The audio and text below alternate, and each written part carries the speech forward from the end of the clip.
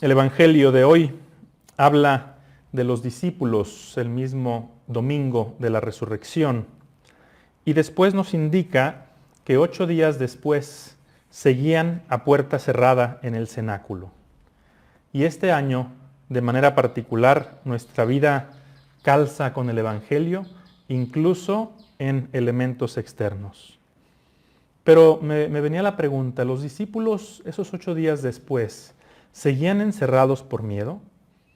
A mí me resulta difícil creer que siguieran escondidos después de una semana y después de haber visto a Cristo resucitado.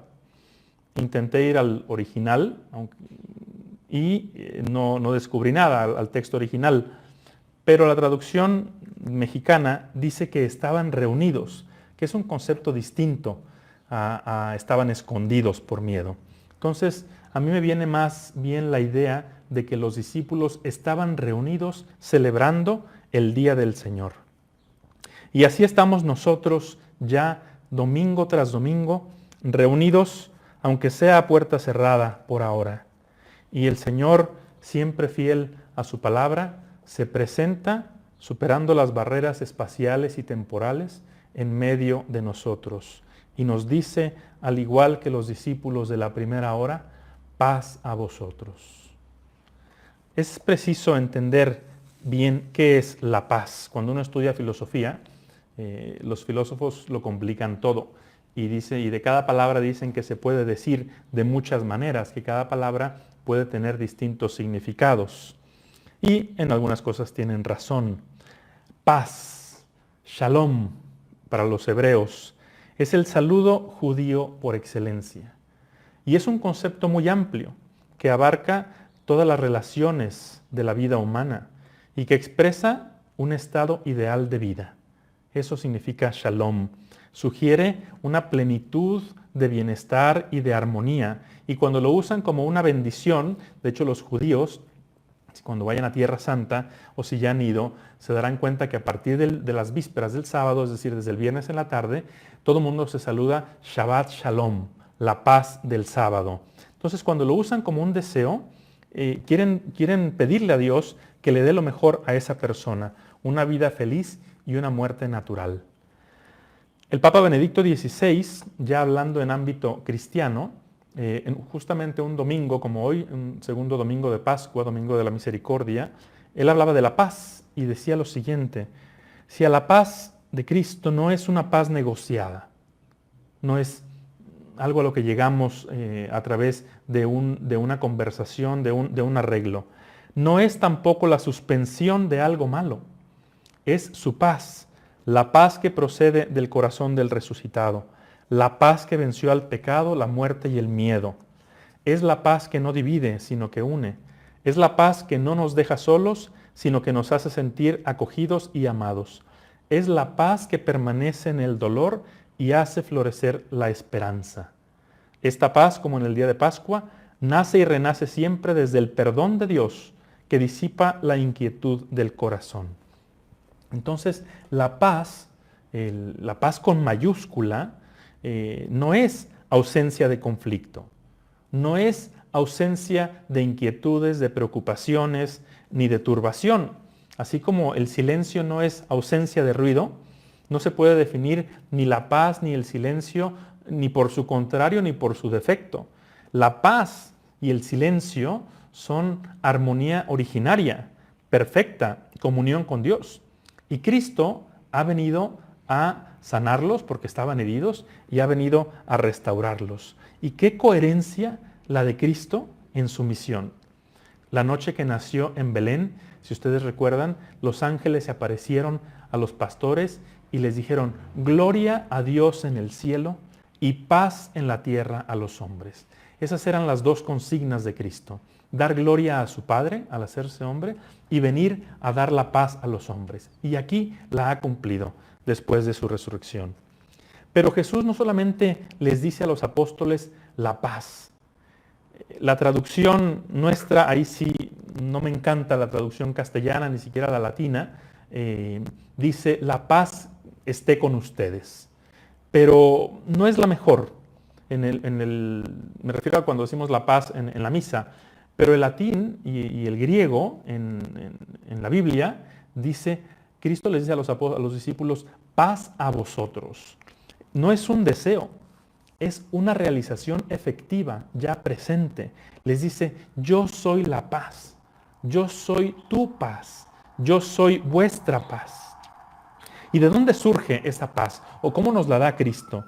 Ya el Papa Benedicto lo dejaba entrever en ese texto que leímos, y Cristo lo deja clarísimo. ¿Cómo? ¿Cuál es la primera acción de Cristo en cuanto se presenta a los discípulos en el cenáculo? Y ojo, hay apariciones personales, pero esta es una aparición en comunidad, como primera iglesia, como núcleo de la iglesia, y esto es importantísimo. ¿No? ¿Qué hace? Cristo sopla sobre ellos. Es un gesto muy significativo que evoca la creación de Adán. Si ustedes recuerdan en el Génesis, el Génesis cuenta en términos simbólicos que Dios tomó al hombre y lo formó del barro y después sopló en él, en su nariz, su aliento de vida y le dio una vida espiritual, la vida del alma. Entonces, cuando Cristo sopla sobre los apóstoles, está evocando esa creación y está anunciando que con su resurrección Él crea algo nuevo, es una regeneración y les da nueva vida. Con ese soplido, Él les está dando no solamente una vida del alma, sino que les está dando la vida eterna. Les está dando al Espíritu Santo y Él así lo dice, no deja lugar a ambigüedades. Sopla, dice, recibid al Espíritu Santo. ¿Y para qué? Al hacer eso, Cristo los capacita y les da una instrucción clarísima. ¿Para qué? Para perdonar los pecados. En ese momento, Cristo instituye el sacramento de la confesión en la iglesia. Y por eso subrayaba aquello de que lo hace cuando están en comunidad, ¿no? Eso de que yo me confieso con Dios y no necesito un sacerdote, solamente vale cuando no tienes acceso a un sacerdote. Si tienes más dudas sobre este tema, escucha el podcast SPES número 3. Y por esto, por el perdón de los pecados, San Juan Pablo II instituyó este domingo, el segundo domingo de Pascua, como el domingo de la misericordia, la fiesta del perdón de los pecados. Cristo, cuando resucita, ya redimió a la humanidad. Ya ha pagado, ya ha expiado nuestros pecados. Y le urge hacer disponible ese perdón para su iglesia, para todos los hombres, a través de sus ministros, indignos, pecadores también, pero ministros suyos. Es el canal ordinario para que te llegue el perdón de tus pecados. Y esta, como dice el Papa Benedicto, esta es la fuente de la paz con mayúsculas. También hay otras formas de paz, con minúscula, ¿no? La que te puede brindar un momento de calma, ¿no? O la que te llega cuando algunos problemas se han resuelto, experimentas paz, ¿no? Cuando te tomas un mezcal, cuando los niños se duermen, o te tomas una pasiflorina si andas medio nerviosón, ¿no? O pones musiquita así relax, ¿no? Estilo La Gusana Ciega, no, esa no la pongan por favor, ese es un chiste local, ¿no? O te metes a una cámara de privación sensorial. El otro día fui a visitar un hotel, no me quedé, ni me hospedé, ni usé las instalaciones, que no hubieran tenido nada malo, pero no las usé. Y un hotel así súper nice, allá en Tacámbaro, que se llama Quinta Saus. Ya luego les cobraré la comisión a mis amigos. Y tenían un bicho, una burbuja así, muy nice, blanca, en el spa, que se llama cámara de privación sensorial, que creo que hay nada más 8 en México. Y tú te metes ahí y el agua tiene una alberquita, pero cubierta, ¿no? Se cierra, es como un huevo, pero que se cierra. Y ahí tú flotas, ¿no? Así como por las sales minerales que tiene el agua, flotas y ahí te puedes quedar una hora dormido. Y eso te da una paz, te priva de los sentidos y te da una paz. Bueno, esas paces son buenas y son válidas, pero son paz con minúscula. La paz de Cristo es la paz con mayúscula. La paz de Cristo no es un relajante. Es la recuperación de la amistad con Dios, perdida por el pecado mortal. Es la recuperación de tu armonía interior. Es el devolverte la herencia perdida del cielo. Es la plenitud de tu ser, lo que nada ni nadie más te puede dar. Hace unos años, unos niños en Estados Unidos andaban jugando y pues entre juego y juego mataron el perro de un vecino y ya no hallaban qué hacer. Entonces, ya ves cómo son las casas en Estados Unidos, así muy grandes y tienen alberquitas o estanques y tal. Y en la casa de uno de estos niños había un estanque. Entonces dijeron, pues hay que desaparecer aquí la evidencia. Entonces agarraron al perrito, al perroski, y pues le amarraron una piedra y órale, al estanque. Así como aquí no pasó nada, nadie supo nada. Pues ya, pasó. Y unos días después, en el agua, apareció así en la superficie del agua como una lama. Entonces los señores de los papás del niño donde estaba el estanque se sorprendieron y bueno, llamaron al jardinero para que limpiara un poquito el estanque. Llegó, le pusieron unos líquidos y ya, el agua desapareció esa pátina verde, ¿no? Y a los 3 días otra vez vuelve a aparecer. Entonces se sorprenden y vuelven a llamar al jardinero y viene el jardinero otra vez, pone más liquiditos, ¿no? Y otra vez desaparece. Y vuelve a suceder. Entonces llaman al jardinero y dice el jardinero, mire, aquí lo que hay que hacer es sacar el animal muerto, ¿no? Así de sencillo, si no, no va a desaparecer. Muy bien, pues solo Cristo puede sacar el animal muerto de tu alma. Todo lo demás puede ser un paliativo, puede ser una paz buena, válida, pero pasajera. Solamente Cristo te puede perdonar el pecado. Y esta es la fuente de la paz, ¿no? Pero hay que entender la gravedad del pecado para entender la grandeza de la redención. Y eso solo lo comprendemos de 3 formas. La primera forma de comprender realmente el pecado y por ende el valor de la redención obrada por Cristo es cuando tú has cometido un pecado grave, un pecado doloroso y recibes el perdón por él, ¿no? ¿Cuánta gente que se confiesa y trae una carga pesadísima así como la del Pípila, ¿no? Y vas y te confiesas y experimentas una tremenda liberación y a la vez un sentimiento de indignidad por si yo no merezco este perdón de Dios y sin embargo me lo da. Esa es una de las formas de experimentar la gravedad del pecado. Segunda, contemplando el crucifijo. Una chica, Teresita Espinosa, me escribía hace unos días, en la Semana Santa, y me decía, Padre, ¿por qué el sufrimiento de Cristo el Viernes Santo tuvo que ser tan cruel? ¿Por qué tuvo que ser de esa manera? ¿No? Y los grandes santos concluyen esto. ¿Quieres entender mejor el pecado? Fíjate el precio que no solamente un hombre, que el Hijo de Dios tuvo que pagar para expiarnos. Ese es el precio, ese es el valor del pecado. Es lo que decía la colecta, que comprendamos el precio de la sangre que nos ha redimido, ¿no? Y la tercera forma de entender la gravedad del pecado y el valor de la resurrección es cuando contemplas con seriedad la posibilidad de la condenación eterna por el pecado mortal. Padre, hay niños escuchando cómo habla de la condenación eterna, del infierno. Pues qué bien que estén escuchando. Si juegan Fortnite, eso es una broma, ¿no? Esto es serio y hay que tomar la vida con seriedad. Hay 2 tipos de experiencias en nuestras vidas que son como probaditas. Las experiencias de alegría, ¿no? Que llegan, alegrías muy buenas, muy sanas, pero que siempre son pasajeras, ¿no? Son probaditas, son como canapés de lo que será el cielo, ¿sí? Pero el cielo, obviamente, en una dimensión muy superior a lo que podemos imaginar. Pero también las experiencias penosas, como esta experiencia que estamos atravesando ahora, son probaditas muy leves de lo que puede llegar a ser la condenación eterna. Y también en una dimensión tremendamente superior, ¿no?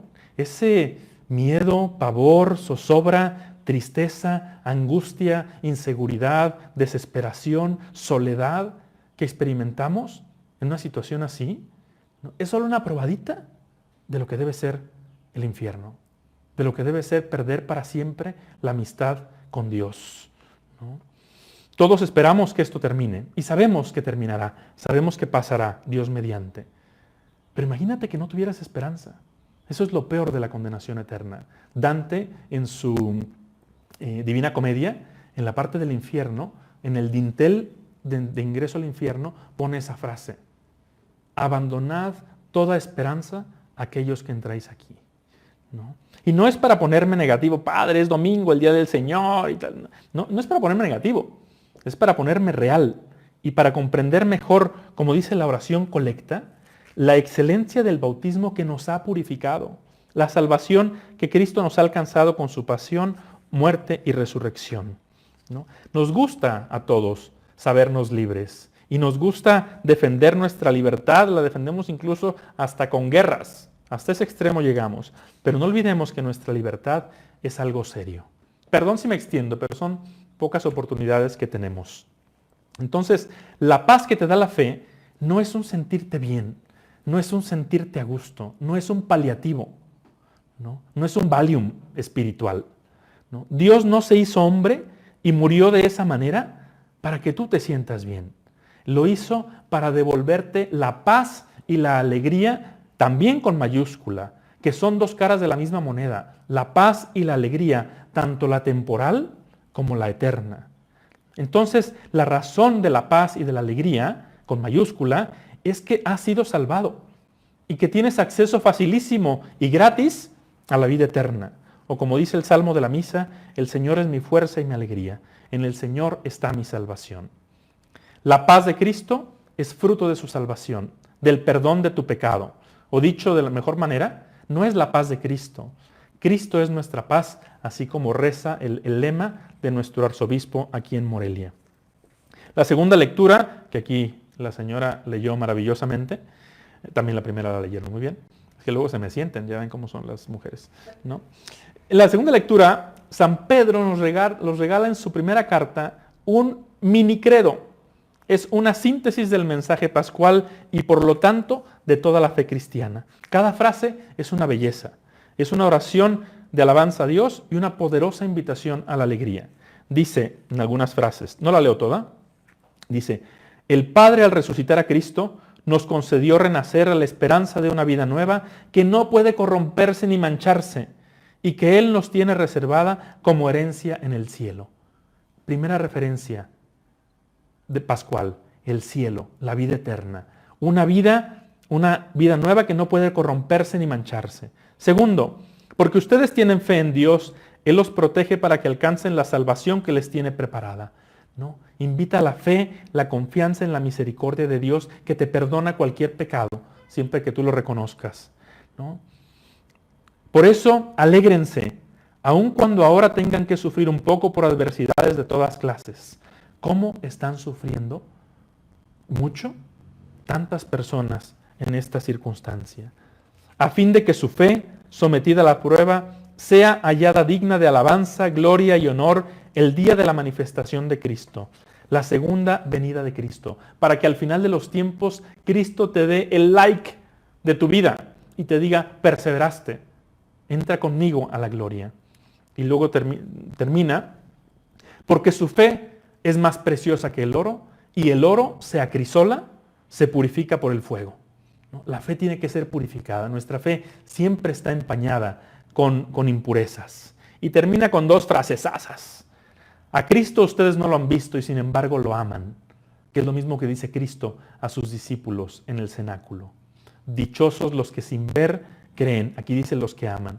Y luego dice, al creer en Él ahora, sin verlo, se llenan de una alegría radiante e indescriptible, seguros de alcanzar la salvación de sus almas, que es la meta de la fe. ¿A qué altas cotas nos llama nuestra fe? Y a veces sentimos que tenemos una fe y una esperanza tan pobres y tan débiles. No sé si ustedes conozcan al cardenal Sara. Robert Sara es un cardenal muy conocido que ha escrito mucho recientemente, un hombre de gran profundidad, de gran intuición y visión. Les comparto un fragmento, si alguien desea el texto completo, me lo puede pedir personalmente. Le preguntan al cardenal, ¿usted hablaría de una crisis espiritual refiriéndose a la situación actual? Y el cardenal dice, ¿ha observado usted la ola de silencio que se ha extendido sobre Europa? Bruscamente, en pocas horas, incluso nuestras ciudades llenas de bullicio se han calmado. Nuestras calles llenas de gente y coches están desiertas, silenciosas. Muchos se han encontrado solos, en silencio, en pisos que se han transformado en eremitorios o celdas monacales. Y continúa. ¡Qué paradoja! Se ha necesitado un virus para callarnos. Y de repente hemos tomado conciencia de que nuestra vida era frágil. Nos hemos dado cuenta de que la muerte no era algo lejano. Hemos abierto los ojos. Lo que nos preocupaba, economía, vacaciones, polémicas mediáticas, ha pasado a un inútil segundo plano.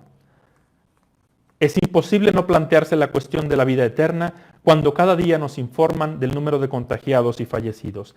Es imposible no plantearse la cuestión de la vida eterna. Y si simplemente osáramos aceptar nuestra finitud, nuestros límites, nuestra debilidad de criaturas, me atrevo a invitar a todos a dirigirse a Dios, hacia el Creador, el Salvador. Dado que la muerte está presente de manera tan masiva, invito a todos a plantearse la pregunta: ¿la muerte es realmente el final de todo? ¿O es un pasaje ciertamente doloroso, pero que desemboca en la vida? Por esto, Cristo resucitado es nuestra gran esperanza. Dirijamos nuestra mirada hacia Él. Y la última frase que le cito dice: ¿seremos capaces de refundar nuestras ciudades sobre otra cosa que no sea el crecimiento, el consumo y el anhelo de dinero? Creo que seríamos culpables si cuando salgamos de esta crisis cayéramos en los mismos errores. Esta crisis demuestra que la cuestión de Dios no es solo una cuestión de convicción privada, sino que interroga los fundamentos de nuestra civilización. ¡Qué profundidad! Toda la entrevista es una joya. Pero a lo que ve el cardenal, en esta situación tienen que aflorar las preguntas importantes de la vida, las preguntas trascendentes. ¿Qué pensamientos ha suscitado en ti? Pensamientos profundos, ha suscitado en ti esta situación. Te doy 4 grandes coordenadas de la fe y de la esperanza cristianas. Están relacionadas entre sí. Tú califícate personalmente del 0 al 10. La primera, insisto, están relacionadas. Conciencia real, vital, de que tu destino y el de los que amas es el cielo y que no lo puedes perder. Y ahí va incluido el anhelo del cielo. ¿Cómo andas en eso? Conciencia de que tu destino es el cielo y el de los que quieres. ¿Y cuánto deseas el cielo? Califícate del 0 al 10. Segunda, seriedad al considerar tu salvación eterna y el riesgo de la condenación eterna, muy por encima de la muerte temporal. Si te preocupa más la muerte temporal que tu salvación eterna, califícate del 0 al 10. Tercera, preocupación por tu vida de gracia habitual y de los que amas, de no permanecer en pecado mortal ni acostumbrarte a ello. Cuarta, en vista de todo lo anterior, relatividad de todo lo demás. Por más buenas y santas que sean todas las demás cosas, a la luz de esto se vuelven relativas. Califícate del 0 al 10. ¿Cómo andas en cada uno de estos aspectos? Si alguien desea que se los mande, también se los puedo mandar como un examen de conciencia. Si en esta situación tú solamente esperas que esto termine y no has llegado a consideraciones profundas, te falta. Tienes que seguir profundizando para llegar a la verdadera lección espiritual de todo esto. La conclusión suprema de la fe y de la esperanza es llegar a decir con el mismo convencimiento y franqueza de Santo Tomás, apóstol: Señor mío y Dios mío, con toda la densidad que abraza esta confesión de fe, una de las más bellas de todo el Evangelio. Señor, tú eres mi dueño, yo soy tu criatura, yo soy tu siervo. Dios, eres todo, eres todo. Y el mío, ese mío que dice el padre Loring, un sacerdote jesuita recién fallecido, pero que escribió y predicó muchísimo, dice: el posesivo mío es amoroso. Por eso tú le dices: vida mía, tesoro mío, cielo mío, amor mío, Señor mío y Dios mío. Después de eso no hay mucho que decir. Pero no te animes, no te asustes ni te desanimes si constatas que tu fe y tu esperanza son pobres o débiles. La fe es un camino, es un itinerario que nunca acaba en esta vida, es un proceso, pero camínalo en serio, con determinación, como Tomás, que no se contentaba con escuchar lo que le decían y cuestionaba con sinceridad la resurrección. Quería tocar, quería hacer esa experiencia personal, tangible de la fe. Pero cuando la hizo, fue honesto y rindió su corazón. Conclusión, les animo a perseverar en estos días, como dice la primera lectura de los Hechos de los Apóstoles, a continuar en la oración, a continuar en la comunión fraterna. Sigan aprovechando esos tiempos que les brinda esta circunstancia para alimentar su fe personal y familiar. Recuerden que el que no es mejor deja de ser bueno. Y como dice la colecta, que esta situación nos ayude a comprender la grandeza del Espíritu Santo, que nos lleve a revalorar, a redescubrir los sacramentos ahora que no los podemos tener. Muchas veces les digo a los chavos del colegio, tienen la confesión, tienen la salvación a la mano, no la desperdicien, no la dejen ir. El Papa ayer hablaba de un temor que él tiene, ese temor de digitalizar la iglesia, los sacramentos y el pueblo de Dios. Es cierto que en este momento él dice tenemos que mantener esa familiaridad de esta manera, pero no nos acostumbremos. Hay una cierta comodidad en tener la misa en casa, ¿no? Y también hay una cierta revalorización al no poder recibir los sacramentos de la confesión y de la Eucaristía. Pero tendremos que volver a la vida ordinaria con más amor y más conciencia. Que todo esto nos ayude a redescubrir el ser una iglesia doméstica, pero no a tener una fe domesticada. Y análogamente lo mismo vale para las clases que muchos retoman esta semana. Ánimo, mamás. Que Dios nos conceda a todos el poder llegar a decir un día con el mismo cariño, fuerza y convicción que Santo Tomás Apóstol, Señor mío y Dios mío.